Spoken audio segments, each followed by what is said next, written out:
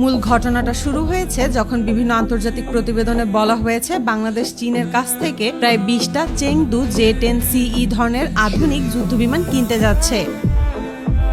বাংলাদেশ সরকার মূলত চীনের সঙ্গে বেশ কয়েকটি বৈঠক ইতোমধ্যেই শেষ করেছে। এই খবর প্রকাশ হওয়ার পর থেকেই সারা বিশ্বে ব্যাপক আলোচনা শুরু হয়েছে। বিশেষ করে এশিয়ার দেশগুলোর মধ্যে বিষয়টি নিয়ে সবচেয়ে বেশি আলোচনা শুরু হয়েছে। তবে সবথেকে অবাক করা ব্যাপার হলো এই বিষয়টি নিয়ে ভারতের প্রধানমন্ত্রী নরেন্দ্র মোদী বেশ কয়েকটি ব্রিফিং দিয়েছেন এবং তিনি সেখানে বাংলাদেশ ও ভারতের সম্পর্ক নিয়ে বেশ কয়েকটি কথা বলেছেন। বাংলাদেশ চীনের কাছ থেকে এই যুদ্ধবিমান কেনায় তিনি মোটেও ইতিবাচক কোনো কিছু দেখছেন না বলে বিভিন্ন প্রতিবেদনে উল্লেখ করা হয়েছে। এই বিষয়টি নিয়ে এত আলোচনা হওয়ার প্রধান কারণ হলো এই যুদ্ধবিমানের অসাধারণ ক্ষমতা।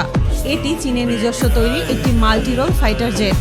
আধুনিক প্রযুক্তির কারণে এটি বিশ্বের অন্যতম শক্তিশালী 4.5 জেনারেশনের যুদ্ধবিমান হিসেবে পরিচিত। চীন সাধারণত এই মডেলের যুদ্ধবিমান খুব বেশি দেশের কাছে বিক্রি করে না। তারা মূলত তাদের বন্ধু এবং সহযোগী রাষ্ট্রগুলোর মধ্য থেকে হাতে গোনা কয়েকটি দেশের কাছে এই ধরনের যুদ্ধবিমান দিয়ে থাকে। এর আগে পাকিস্তান এই যুদ্ধবিমান সংগ্রহ করেছে এবং এখন বাংলাদেশও এই তালিকায় যুক্ত হতে যাচ্ছে।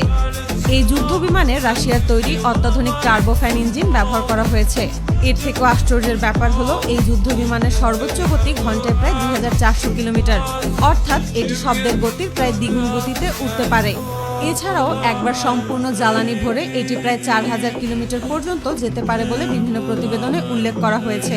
এটি মূলত একটি মাল্টি-রোল ফাইটার জেট, অর্থাৎ এটি আকাশে থাকা অবস্থায় শত্রুর যুদ্ধবিমান আবার মাটিতে থাকা ট্যাঙ্ক, সামরিক ঘাঁটি কিংবা সমুদ্রে থাকা যুদ্ধ জাহাজের উপরও লাগাতার অ্যাটাক চালিয়ে যেতে পারে। এই যুদ্ধবিমানের সবচেয়ে বড় শক্তিগুলোর একটি হলো এর অত্যাধুনিক রাডার ব্যবস্থা। এতে আধুনিক এসআর রাডার ব্যবহার করা হয়েছে। বিভিন্ন প্রতিবেদনে বলা হয়েছে এই রাডারের সাহায্যে একসঙ্গে 20টির বেশি টার্গেট ট্র্যাক করা সম্ভব এবং একই সময় 10টিরও বেশি টার্গেটে অ্যাটাক চালানো সম্ভব।